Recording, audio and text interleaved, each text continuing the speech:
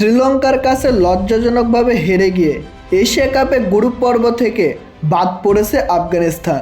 আর লঙ্কানদের জয়ে কপাল খুলে গেছে টাইগারদের। শ্রীলঙ্কার সাথে গ্রুপ বি থেকে সুপার ফোরে উঠেছে বাংলাদেশ দল।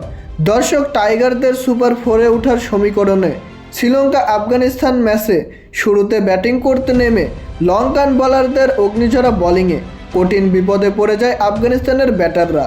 তারা একের পর এক উইকেট হারিয়ে ড্রেসিং রুমে যাওয়ার মিছিল করে।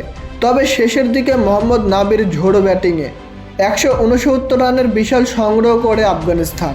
আর বিশাল লক্ষ্যে তারা করতে নেমে লঙ্কান ব্যাটারদের দুর্দান্ত ব্যাটিং, সেই সাথে কুশাল মেন্ডিসের 52 বলে 74 রানের অপরাজিত ইনিংসের ওপর ভর করে 6 উইকেট হাতে রেখেই বিশাল ব্যবধানে জয়লাভ করে শ্রীলঙ্কা।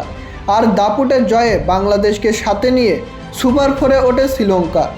অপরদিকে লজ্জাজনকভাবে হেরে গিয়ে এশিয়া কাপের এবারের আসর থেকে বাদ পড়েছে আফগানিস্তান।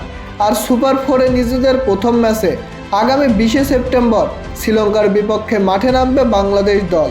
তো প্রিয় দর্শক, আপনাদের কি মনে হয়, বাংলাদেশ কি পারবে শ্রীলঙ্কার বিপক্ষে জয়লাভ করে এশিয়া কাপের সেই চিরচেনা স্বপ্ন বাঁচিয়ে রাখতে?